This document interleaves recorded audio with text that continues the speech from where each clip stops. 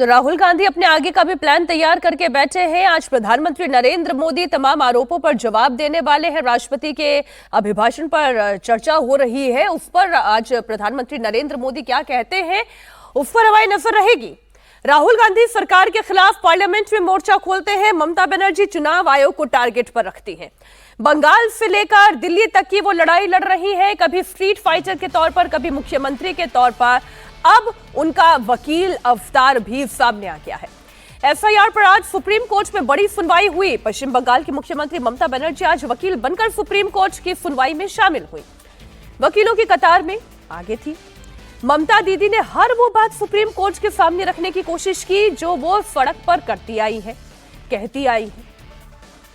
ममता बनर्जी पहली बार supreme court में वकील बनकर दलील रखने के लिए पहुंची थी। 23 साल बाद वो कोर्ट में वकील बनकर पेश हुई। 2003 तक तो वो कोर्ट में प्रैक्टिस करती ही थी, लेकिन उसके बाद आज पहली बार वो वकील वाले किरदार में थी। वो सुप्रीम कोर्ट पहुंची थी। उन्होंने काला कोट तो नहीं पहना था, लेकिन हाँ, गले में काले रंग की शॉल जरूर थी। कोर्ट रूम में उन्होंने सबसे पहले तीनों जजेस का अभिवादन किया और फिर आगे कहा कि हमें इंसाफ नहीं मिल रहा। मैं सामान्य परिवार से हूं, लेकिन अपनी पार्टी के लिए लड़ रही हूं। इस पर सीजेआई ने कहा कि पश्चिम बंगाल सरकार भी केस लड़ रही है। अब ममता बनर्जी ने दलील के दौरान सुप्रीम कोर्ट से 5 मिनट का वक्त मांगा, जिस पर चीफ जस्टिस ने कहा कि हमें कोई दिक्कत नहीं है, हम 15 मिनट देंगे, लेकिन पहले हमारी बात सुनिए। सीजेआई ने कहा कि हर समस्या का समाधान होता है, इस समस्या का हल भी निकालेंगे। आपकी राज्य सरकार भी यहां मौजूद है, आपकी पार्टी भी यहां आपके साथ है, देश के सबसे वरिष्ठ वकील यहां मौजूद है। हमने आपकी ओर से उठाई गई समस्याओं को स्वीकार किया है और वे रिकॉर्ड पर है। इस पर ममता बनर्जी ने बोला कि पहले मुझे बोलने और खत्म करने की इजाजत दी जाए। मैं कुछ तस्वीरें देना चाहती हूं, सारे बंगाली अखबारों ने छापा है। हम चाहते हैं कि समस्या का समाधान निकले। हम अपने दायित्व से पीछे नहीं हटेंगे। हम इस बात से सहमत हैं कि ममता बनर्जी द्वारा उठाया गया मुद्दा वास्तविक है। हम ये भी नहीं चाहते कि भाषा संबंधी दिक्कतों या नामों की वर्तनी में अंतर के कारण किसी को मतदाता सूची से बाहर किया जाए। ये कोर्ट की ओर से कहा गया। ममता बनर्जी ने दलील दी कि कुछ बेटियां शादी के बाद ससुराल चली गई हैं, लेकिन उनके नाम मतदाता लिस्ट में शामिल नहीं किए गए। चुनाव आयोग आपके आदेश का उल्लंघन कर रहा है। कई बीएलओ की मौत हो चुकी है। बंगाल को टारगेट किया जा रहा है, असम को क्यों नहीं? ममता बनर्जी ने चुनाव आयोग पर आरोप लगाया कि ये लोग सरकारी और डोमिसाइल सर्टिफिकेट नहीं मान रहे हैं। चुनाव आयोग व्हाट्सएप कमीशन है। इस पर चुनाव आयोग ने ममता बनर्जी का विरोध किया। उन्होंने कहा यह आरोप गलत है कि आयोग राज्य सरकार से सहयोग नहीं कर रहा। सीजेआई ने कहा कि मैडम ममता, आपके वकील श्याम दीवान की कैपेबिलिटी पर कोई शक नहीं है। आपने बहुत अच्छा वकील चुना है। तो ये मैंने बिल्कुल वो जो आज कोर्ट की कार्रवाई में हुआ, जो कोर्ट की तरफ से कहा गया, जो ममता बनर्जी ने दलीलें रखी, जो इलेक्शन कमीशन की ओर से पेश हुए वकील थे, उन्होंने जो कहा वो मैंने सब एज इट इज आपके सामने रख दिया। अब ममता बनर्जी पिछले 3 दिनों से दिल्ली में है और 3 दिनों से लगातार उन्होंने एफआईआर को लेकर चुनाव आयोग के खिलाफ मोर्चा खोल रखा है। 2 फरवरी को ममता बनर्जी ने चुनाव आयोग से मुलाकात की और इस दौरान चुनाव आयुक्तों से भिड़ गई। 3 फरवरी को प्रेस कॉन्फ्रेंस की, कहा कि अगर मुख्य चुनाव आयुक्त के खिलाफ महाअभियोग का प्रस्ताव लाया जाता है तो उनकी पार्टी उसमें सहयोग करेगी। और फिर आज सुप्रीम कोर्ट में वो वकील बनकर आई। चुनाव आयोग की भूमिका पर उन्होंने सवाल खड़े किए।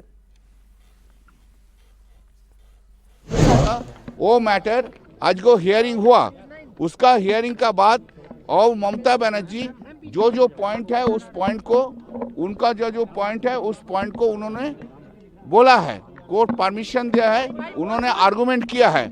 सबसे बड़ा पॉइंट जो है उन्होंने बोला जो अभी 4 महीना के लेके सब डिलीशन हो रहा है, इंक्लूशन नहीं हो रहा है। जब स्पेशल इंटेंसिव रोल में जो इंक्लूशन होता है वो इंक्लूशन बंद है। 2 नंबर वाला है, छोटा छोटा जो मिस्टेक है वो मिस्टेक इलेक्शन कमीशन के लिए हुआ है, वो मिस्टेक को बड़ा करके देखा है और उसको डिलीट करने के लिए कोशिश किया है।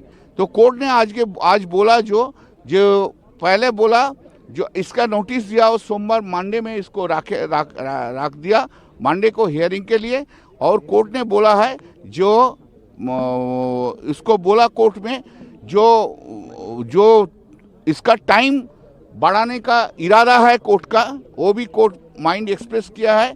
और और जो पॉइंट जो बोला है उसको देखेंगे, और छोटा कोई गलती है तो गलती नहीं मानेगा, ये भी कोर्ट बोल दिया। छोटा कोई गलती है, कोर्ट ने बोला इसका जो ऑब्जेक्ट है उसका है, जो डेथ है उसको डिलीट करो, जो ट्रांसफर हुआ है उसको डिलीट करो, लेकिन होलसेल डिलीट नहीं करना सकता है कोर्ट। ये भी उनका जो सोचना है वो बता दिया इलेक्शन का।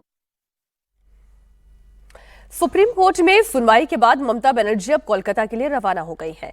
बताया जा रहा है कि ममता बनर्जी 5 दिन के बाद फिर दिल्ली आएंगी। 9 फरवरी को ममता बनर्जी दिल्ली आएंगी और सुप्रीम कोर्ट में सुनवाई के दौरान मौजूद रहेंगी। सुप्रीम कोर्ट में एफआईआर पर अब 9 फरवरी यानी कि सोमवार को सुनवाई होनी है। सोमवार का दिन एफआईआर के मामले में बड़ा दिलचस्प दिन होगा।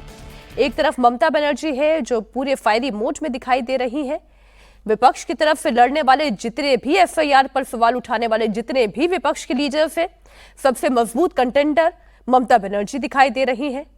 अखिलेश यादव केवल प्रेस कॉन्फ्रेंस करते हैं, राहुल गांधी केवल यात्रा निकालते हैं, लेकिन पश्चिम बंगाल की मुख्यमंत्री विपक्ष की एक ऐसी नेता है जो सड़क से लेकर कोर्ट तक अपनी लड़ाई लड़ती हुई दिखाई दे रही है।